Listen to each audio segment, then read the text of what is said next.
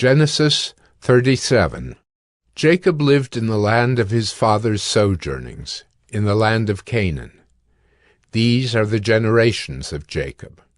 Joseph, being 17 years old, was pasturing the flock with his brothers.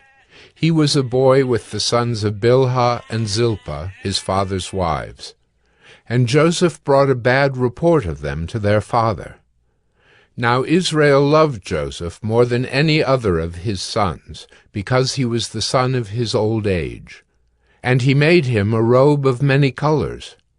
But when his brothers saw that their father loved him more than all his brothers, they hated him, and could not speak peacefully to him.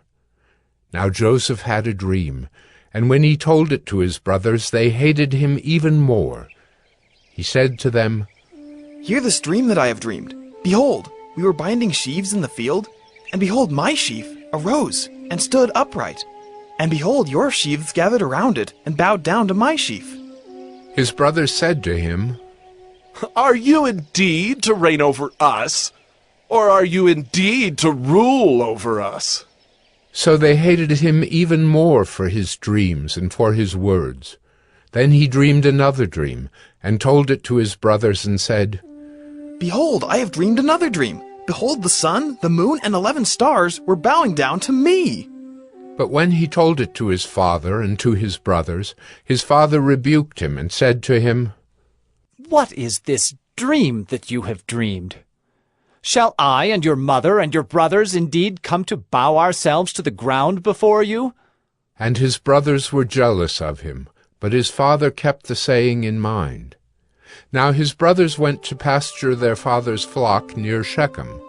And Israel said to Joseph, "Are not your brothers pasturing the flock at Shechem? Come, I will send you to them." And he said to him, "Here I am." So he said to him, "Go now, see if it is well with your brothers and with the flock, and bring me word." So he sent him from the valley of Hebron, and he came to Shechem.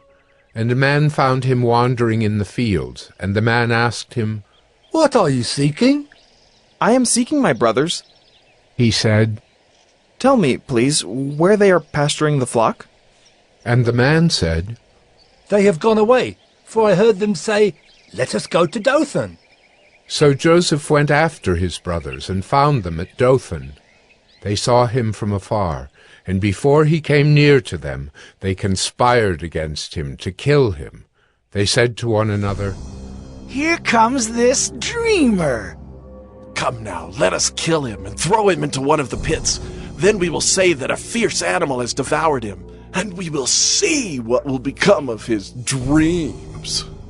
But when Reuben heard it, he rescued him out of their hands, saying, "Let us not take his life." And Reuben said to them, "Shed no blood. Throw him into this pit here in the wilderness. But do not lay a hand on him." that he might rescue him out of their hand to restore him to his father. So when Joseph came to his brothers, they stripped him of his robe, the robe of many colors that he wore. And they took him and threw him into a pit. The pit was empty. There was no water in it. Then they sat down to eat. And looking up, they saw a caravan of Ishmaelites coming from Gilead, with their camels bearing gum, balm, and myrrh, on their way to carry it down to Egypt. Then Judah said to his brothers, "What profit is it if we kill our brother and conceal his blood? Come, let us sell him to the Ishmaelites, and let not our hand be upon him, for he is our brother, our own flesh." And his brothers listened to him. Then Midianite traders passed by, and they drew Joseph up and lifted him out of the pit and sold him to the Ishmaelites for 20 shekels of silver. They took Joseph to Egypt. When Reuben returned to the pit and saw that Joseph was not in the pit, he tore his clothes and returned to his brothers and said, "The boy is gone, and I, where shall I go?"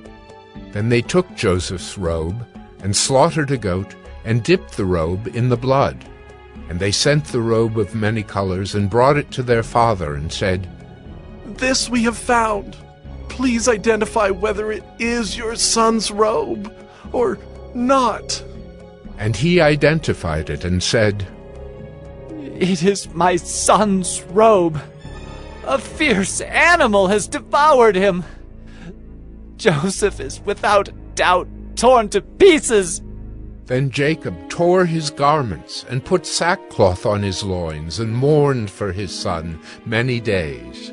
All his sons and all his daughters rose up to comfort him, but he refused to be comforted and said, "No, I shall go down to Sheol to my son mourning." Thus his father wept for him. Meanwhile, the Midianites had sold him in Egypt to Potiphar, an officer of Pharaoh, the captain of the guard.